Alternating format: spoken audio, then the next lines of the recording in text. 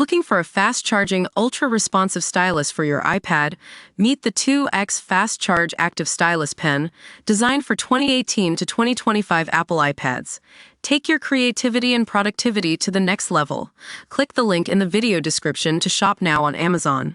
We're talking about some of the biggest news stories from around the world today, and I'm excited to share them with you on this episode of Kryna.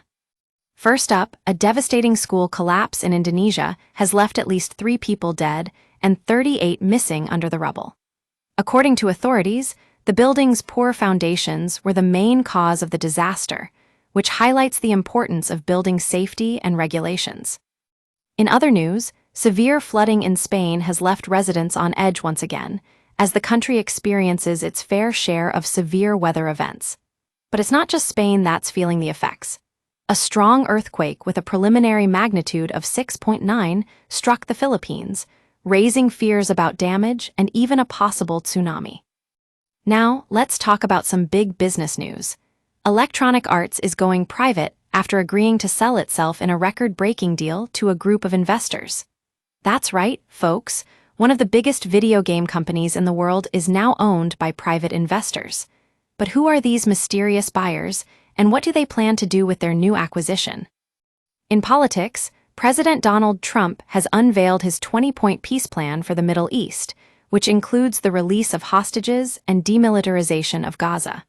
But Hamas hasn't yet agreed to the deal, leaving many questions about its future. And in other parts of the world, Botswana is celebrating its historic gold medal wins at the Tokyo 2025 Olympics, while thousands of people marched in Buenos Aires after 2 young women were murdered and live-streamed on social media. It's a stark reminder of the importance of safety and respect for human life. Finally, we have to talk about the Israel-Hamas conflict, which has been escalating over the past few days. The United States has announced it will cancel the visa of Colombia's President Gustavo Petro after he called on U.S. soldiers to disobey President Trump. It's a tense situation that's got many people on edge. That's all for today's episode of Kryna. I'm your host, and we'll be back with more news and analysis next time.